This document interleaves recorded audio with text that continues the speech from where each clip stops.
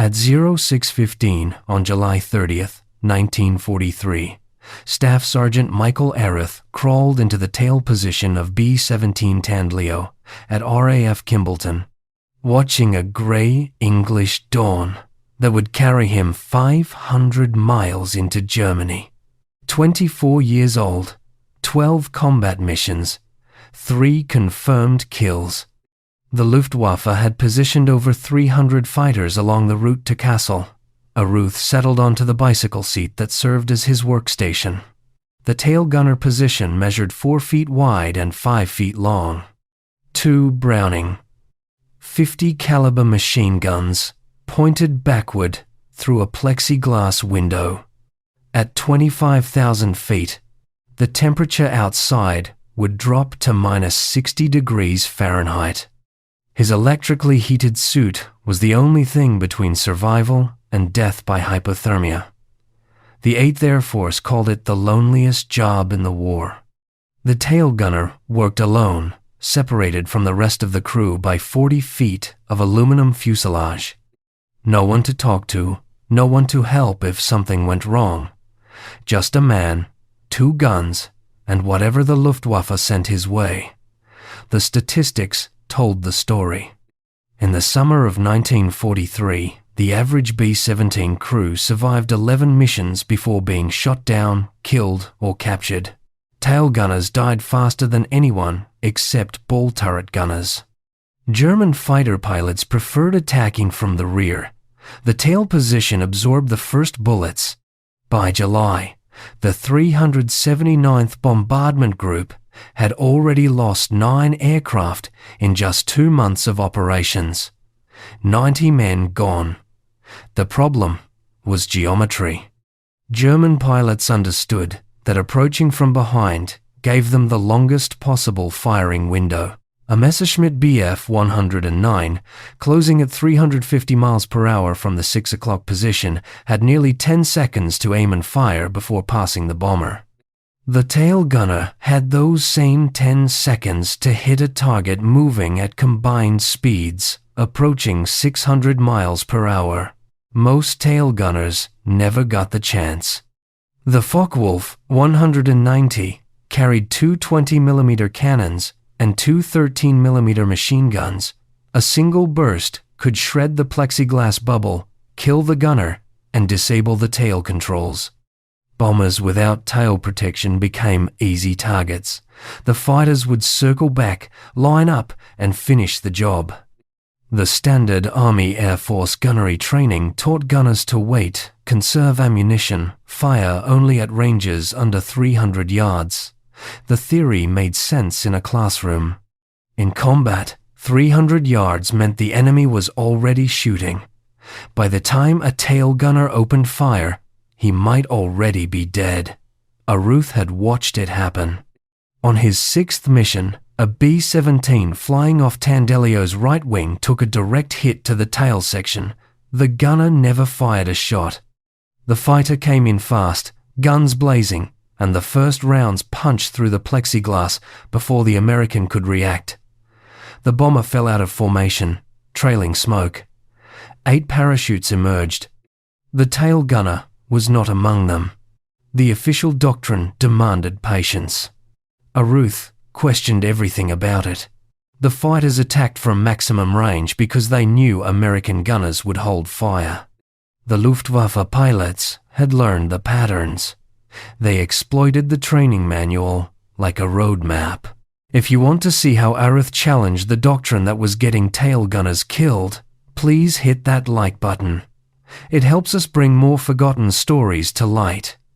Subscribe if you haven't already. Back to Aruth. 186 17 seconds lifted off from bases across eastern England that morning. 123 P-47 Thunderbolts would escort them part way, but fuel limitations meant the fighters would turn back over Belgium. The bombers would fly the final 200 miles to Kassel alone. Aruth checked his ammunition belts, 400 rounds per gun, 800 total. The manual said that was enough for a standard mission. Aruth had already decided the manual was wrong about everything else. By noon, He would find out if he was right. The cost of being wrong was a closed casket funeral and a telegram to his family. The formation crossed the English Channel at 14,000 feet. Still climbing, Aruth watched the water recede through his plexiglass window, the white cliffs of Dover shrinking to a pale line on the horizon.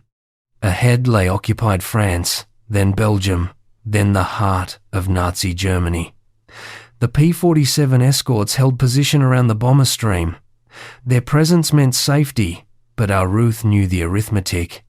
The Thunderbolts carried enough fuel for roughly 90 minutes of combat flying. The mission to Kassel would take 6 hours. For most of the journey, the bombers would fly alone. Aruth had spent his first missions following doctrine. Wait for the fighter to close. Aim carefully. Fire in short bursts. Conserve ammunition. The training instructors at gunnery school had drilled it into every student. Ammunition was limited. Accuracy mattered more than volume. A disciplined gunner could make 800 rounds last an entire mission. The doctrine assumed the enemy would cooperate. The Luftwaffe did not. German pilots had studied American tactics. They knew the gunners waited until 300 yards, so they opened fire at 600 yards, pouring cannon shells into the bomber formations while the Americans held their triggers. By the time the tail gunners started shooting, the damage was already done. Aruth had calculated the problem differently. A Focke-Wulf 190 at 600 yards was not a difficult target. It was flying straight toward him, nose pointed directly at his position, presenting the largest possible profile. The closure rate meant the apparent size doubled every few seconds. A gunner who started firing early could walk his tracers onto the target, adjusting aim as the range decreased. The risk was ammunition. 800 rounds sounded like a lot, until you divided it by the number of attacking fighters. A mission might see 15, 20, even 30 separate attacks. At 50 rounds per burst, the mathematics turned brutal. A gunner who fired early might run dry before the mission ended. Aruth accepted the trade-off. A gunner who conserved ammunition but died on the third attack had made a poor bargain. Survival required disrupting the enemy's attack before it succeeded. If that meant running low on bullets, he would deal with that problem later. Dead men had no use for reserve ammunition. His first test came on his fourth mission, a raid against submarine pens at St. Nazaire in June. A pair of Bf 109 seconds approached from the 6 o'clock low position. The classic tail attack. Standard doctrine said, wait. Aruth opened fire at 700 yards. The traces arced across the sky, falling short at first, then climbing toward the lead fighter. The German pilot saw the fire coming and broke off his attack, diving away before reaching effective cannon range. His wingman followed. Neither fighter scored a hit on Tandalio. The crew chief questioned Aruth after landing. The ammunition count showed he had expended nearly 200 rounds on a single engagement. At that rate, he would run out before reaching targets deep inside Germany. Aruth explained his reasoning. The crew chief remained skeptical. Other tail gunners heard about the incident. Some called it reckless. Wasting ammunition on long-range shots violated everything the Army Air Force taught. The training manuals existed for reasons. Aruth was gambling with his crew's lives. But Tandalo kept coming home. Mission after mission. The bomber returned to Kimballton with its crew intact. Other aircraft in the 527th Squadron were not so fortunate. By mid-July, 3 bombers from the squadron had gone down, 30 men lost. Now, crossing into Belgium on July 30th, Aruth watched the P-47 escorts waggle their wings and turn back toward England. The fuel gauges in the Thunderbolts demanded retreat. The bombers pressed on alone. Somewhere ahead, 300 German fighters were waiting. Aruth would need every round he had. He would also need to survive long enough to use them. The first Messerschmitts appeared at 11:42, climbing from the southeast in groups of 4. Aruth counted 8, then 12, then stopped counting. The sky behind Tandleo filled with black crosses on yellow noses. The lead fighter began its attack run from the 6 o'clock high position, diving toward the bomber formation at 400 miles per hour. Aruth tracked the aircraft through his gun sight, watching the wingspan grow larger with each passing second. At 800 yards, he squeezed both triggers. The twin Brownings roared to life, sending a stream of traces across the sky. The first rounds fell short, disappearing into empty air below the diving fighter. Aruth adjusted, walking the fire upward. At 600 yards, the traces began connecting. Bright flashes sparked along the Messerschmitt's engine, cowling. The German pilot broke hard right, smoke trailing from his aircraft. He never completed his firing pass. The fighter spiraled downward, disappearing into the cloud layer below. Aruth had no time to watch. The second attacker was already closing. This one came in lower, trying to slip beneath Aruth's field of fire. The angle was difficult, requiring him to depress his guns nearly to their mechanical limit. He fired anyway, sending a long burst toward the approaching fighter. The Focke-Wulf pilot flinched, pulling up early and releasing his cannon shells into empty sky above Tandleo. The attacks continued for 47 minutes. Wave after wave of German fighters slashed through the bomber formation, targeting stragglers and damaged aircraft. Aruth fired at everything that came within range, burning through ammunition at 3 times the recommended rate. His gun barrels glowed red from sustained fire.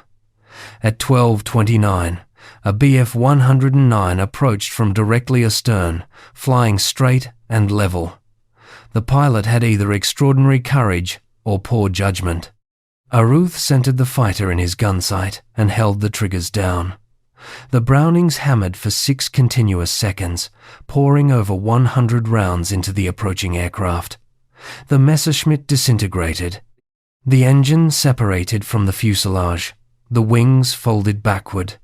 What remained of the fighter tumbled past Tandleo, close enough for Aruth to see the empty cockpit. The pilot had either ejected or died at the controls. 2 confirmed kills. Ammunition down to 180 rounds. The formation reached Kassel at 12:51 and began its bombing run. For 11 minutes, the bombers flew straight and level, unable to maneuver while the bombardiers lined up their targets. The Luftwaffe knew this moment represented maximum vulnerability. The fighters pressed their attacks with renewed fury. A Focke-Wulf 190 dove on Tandleo from the 5 o'clock position. Aruth swung his guns to meet it, firing a short burst. The rounds struck the fighter's wing root. The pilot kept coming, cannon shells tearing through Tandleo's tail section.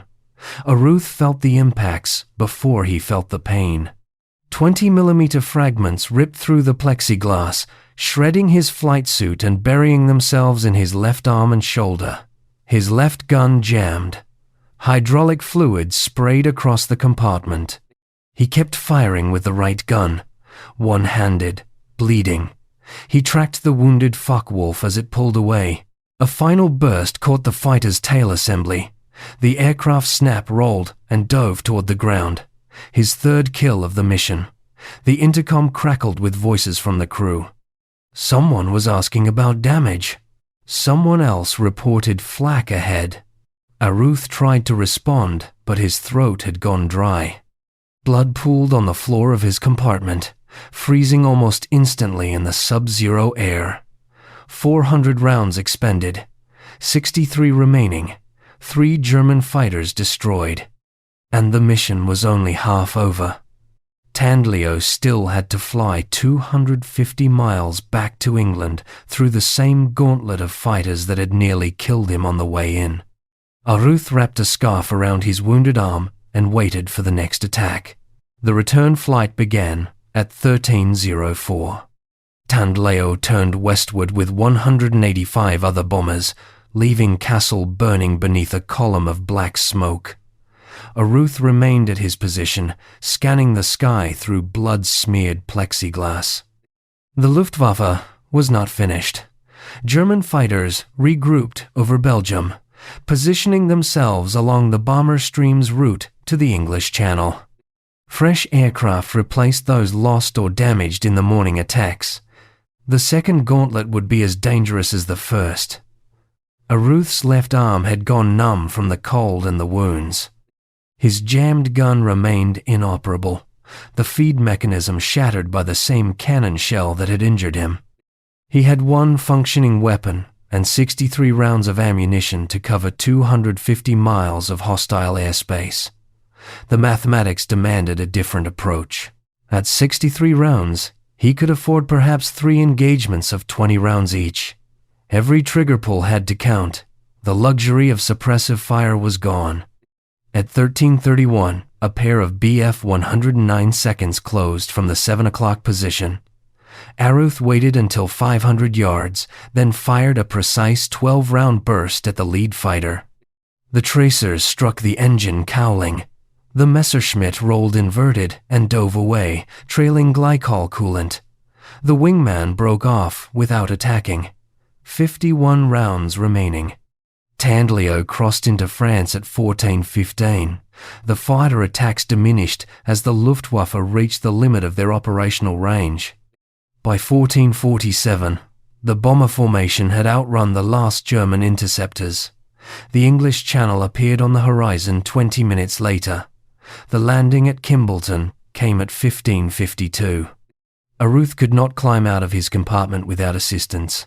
Ground crew pulled him through the narrow hatch and carried him to a waiting ambulance. The flight surgeon counted 11 separate fragment wounds in his arm, shoulder, and upper back. Word spread through the 379th Bombardment Group. Within hours, the tail gunner on Tandlio had scored 3 confirmed kills and 2 probables while wounded, operating a single gun with 63 rounds of ammunition. The Mission Intelligence Report noted his early engagement technique as a contributing factor to the bomber's survival. Other tail gunners began asking questions. The standard doctrine said, "Wait until 300 yards." Aruth had opened fire at 800. The doctrine said conserve ammunition. Aruth had burned through 700 rounds before getting hit.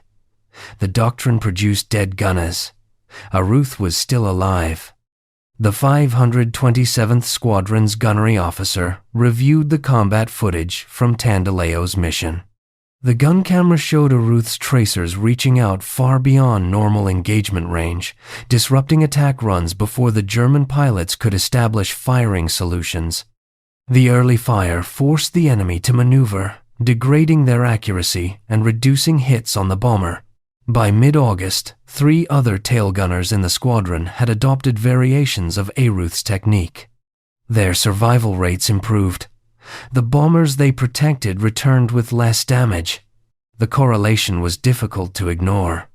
The 379th Group commander received a preliminary report on September 1st. The data suggested that aggressive early fire reduced bomber casualties by disrupting coordinated fighter attacks. The implications challenged 2 years of established gunnery doctrine. Meanwhile, Aruth recovered from his wounds at the station hospital. The fragment damage had missed major blood vessels and nerves. The flight surgeon cleared him for duty on August 19th, 3 weeks after the Kassel mission. Tandleo had a new aircraft waiting. The old bomber had been written off after accumulating too much battle damage for economical repair. The replacement carried the same name and the same crew. Aruth climbed back into the tail position on August 26th. The Luftwaffe had noticed something changing in the American bomber formations. Their intelligence officers were studying the problem. Luftwaffe intelligence officers noticed the pattern in early September. American tail gunners were opening fire earlier, sometimes at ranges exceeding 600 yards. The change disrupted attack formations that had worked reliably for months. German fighter pilots reported the shift in debriefings across occupied Europe. The approach from 6 o'clock, once the safest angle against B-17 formations, was becoming increasingly dangerous. Traces reached out before pilots could establish stable firing platforms. The psychological effect was significant. A pilot watching traces stream toward his aircraft at long range instinctively maneuvered even when the rounds were falling short. The Luftwaffe's tactical response came in 3 phases. First, they increased approach speeds, diving on bomber formations at maximum velocity to reduce exposure time. Second, they shifted attack angles, approaching from the high 6 o'clock position where gravity would assist their pull-out. Third, they began targeting specific aircraft that appeared to have aggressive gunners, hoping to eliminate the threat before it could spread. None of these adaptations solved the fundamental problem. Faster approaches meant less accurate shooting.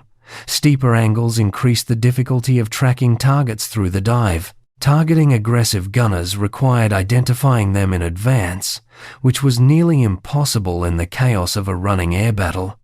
The 379th Bombardment Group flew 11 missions between August 26th and September 5th.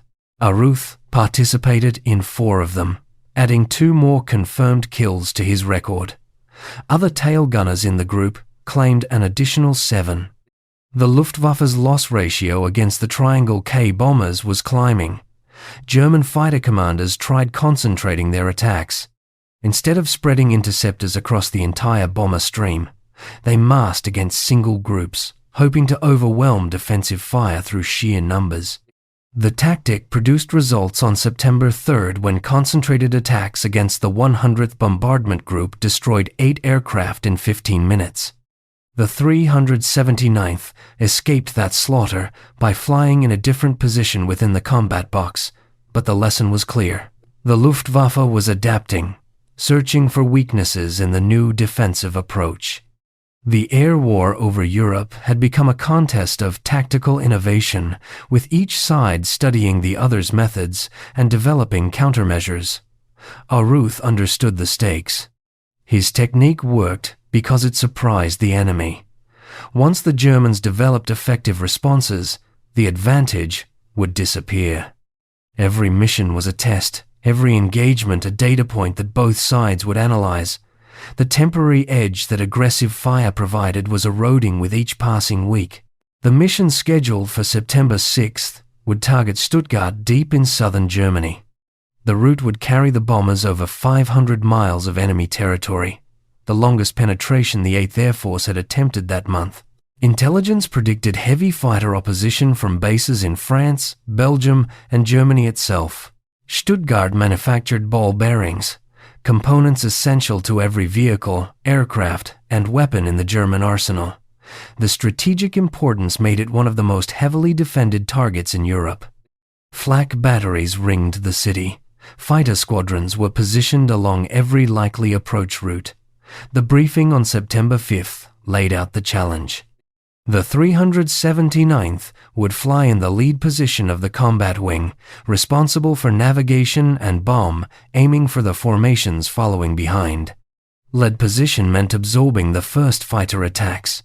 It meant flying straight and level while other groups maneuvered. It meant maximum exposure to everything the Luftwaffe could throw at them. Aruth checked his guns that evening.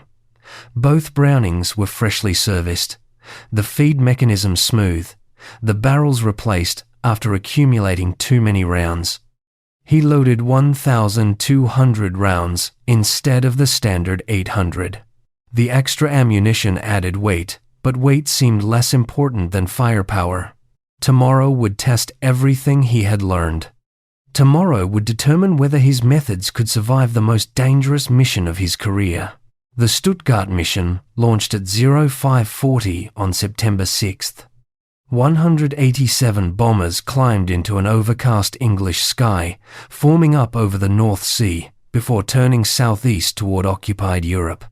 Tandalo flew in the lead element of the 379th formation, positioned where Aruth would face the first attacks from any direction. The fighters found them over France at 09:15.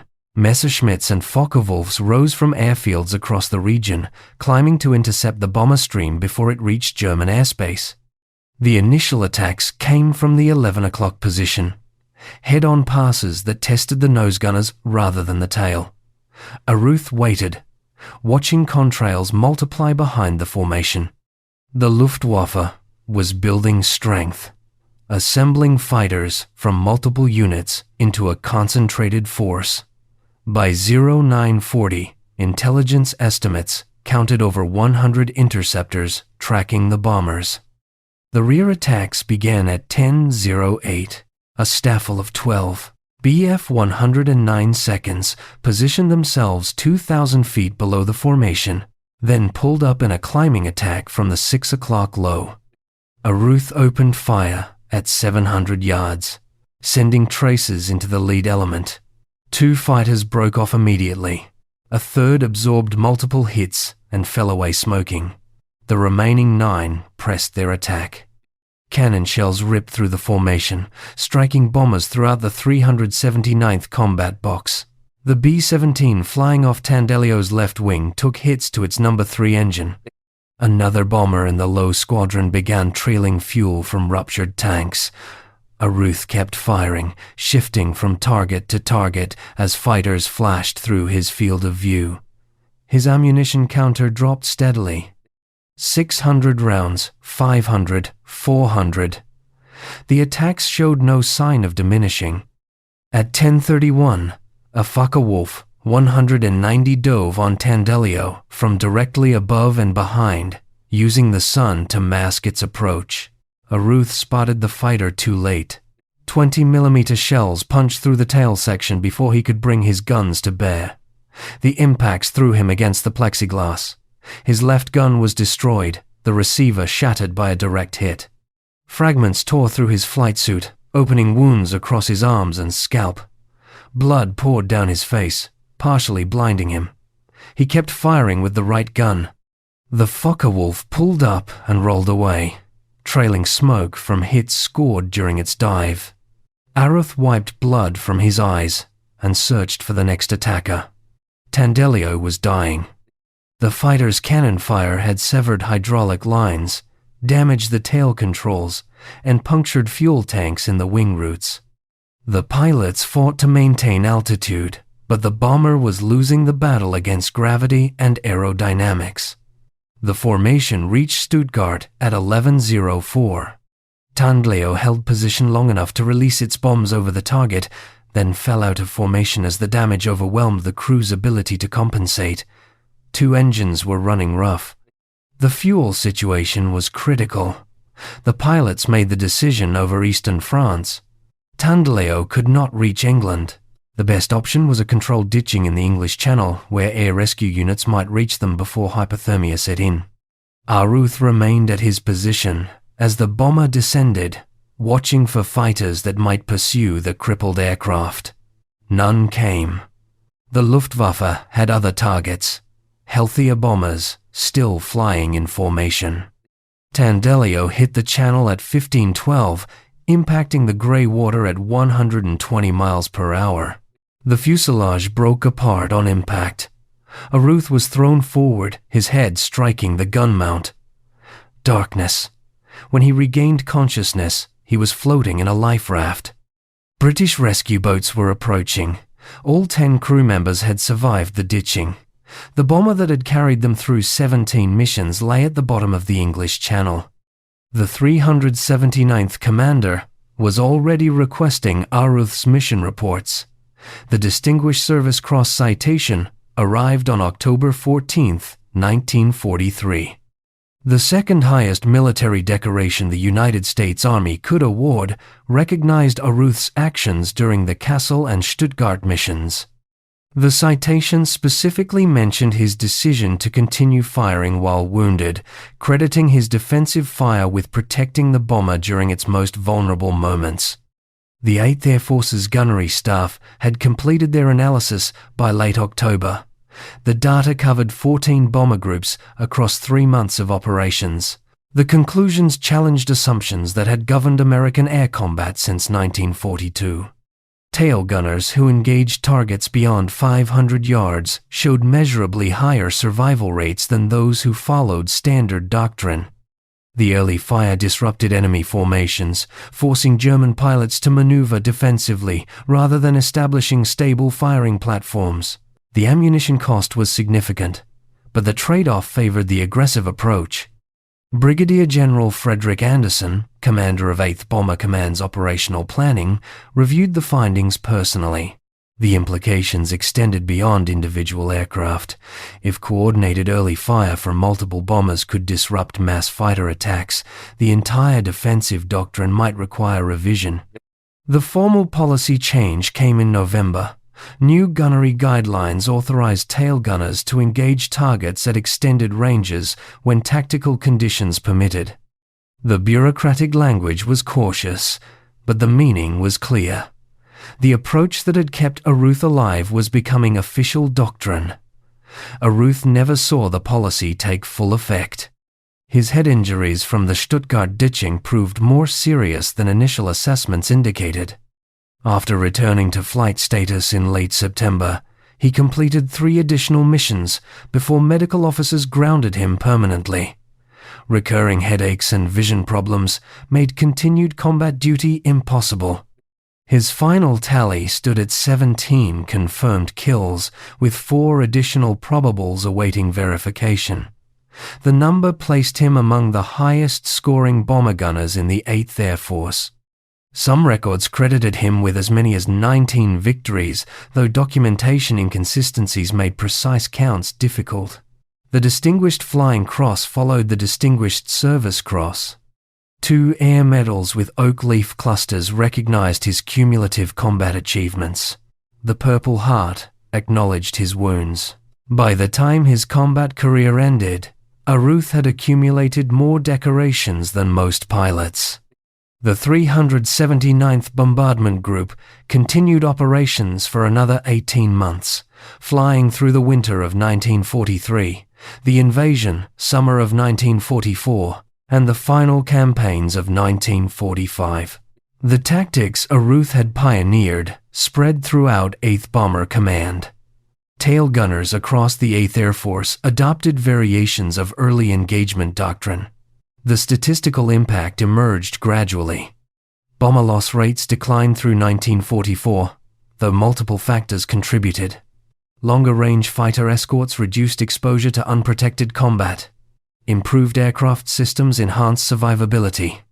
But defensive gunnery also played a role, and the shift toward aggressive fire was part of that improvement. German fighter pilots noticed the change.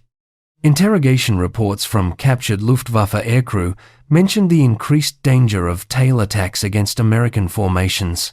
The easy kills that had characterized early bomber interceptions became progressively harder to achieve. Some pilots shifted entirely to head-on attacks, accepting the higher closure rates in exchange for avoiding concentrated rear hemisphere fire.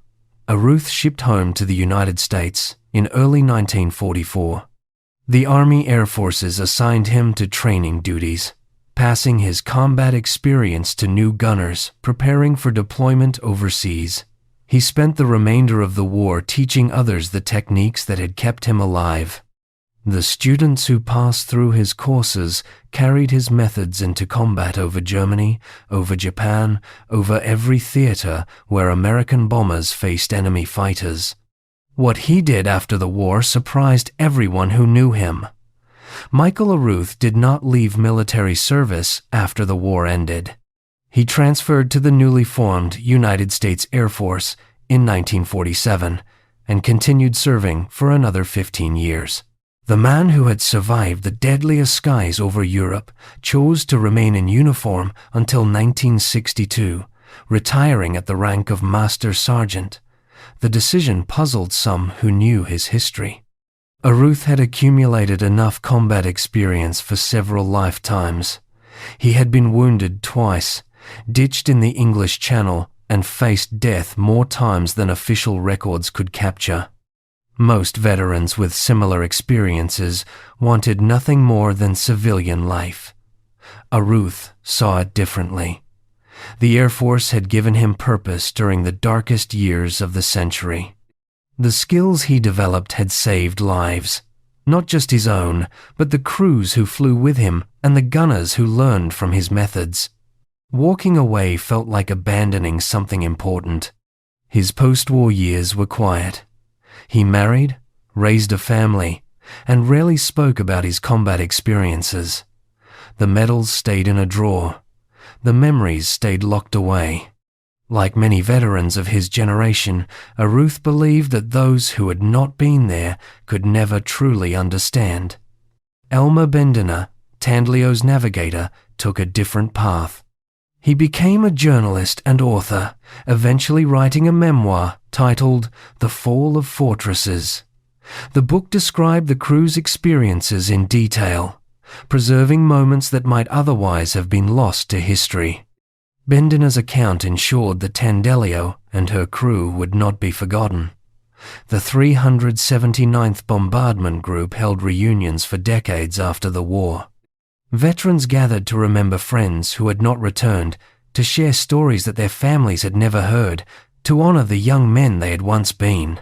Aruth attended when his health permitted, reconnecting with survivors from those desperate months over Europe.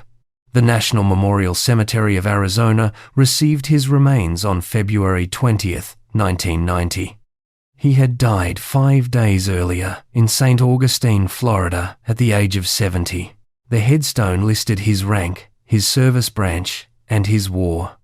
It did not mention the 17 fighters he had destroyed, or the crews he had protected, or the doctrine he had helped reshape. Military cemeteries are full of such understatements. The stones mark names and dates, but cannot capture the weight of what those names represent. Aruth lies among thousands of other veterans, each with stories that deserve telling. The mighty 8th Air Force Museum in Savannah, Georgia, preserves the history of the bomber crews who flew from England. The 379th Bombardment Group's records are archived there, including mission reports that document Aruth's combat achievements. Researchers can trace the evolution of gunnery doctrine through documents that bear his influence. The B-17 tail gunner position no longer exists. The aircraft that carried men like Aruth into combat have mostly vanished, reduced to museum pieces and memorial displays. But the principles he demonstrated, the value of aggressive action over passive defense, the willingness to challenge doctrine that was getting men killed, those principles endure. If this story moved you the way it moved us, do me a favor, hit that like button. Every single like tells YouTube to show this story to more people. Hit subscribe and turn on notifications. We rescue forgotten stories from dusty archives every single day. Stories about tail gunners who protected their crews with courage and innovation. Real people, real heroism. Drop a comment right now and tell us where you are watching from. Are you watching from the United States, United Kingdom, Canada, Australia? Our community stretches across the entire world. You are not just a viewer. You are part of keeping these memories alive. Tell us your location. Tell us if someone in your family served. Just let us know you are here. Thank you for watching, and thank you for making sure Michael Aruth does not disappear into silence. These men deserve to be remembered, and you are helping make that happen.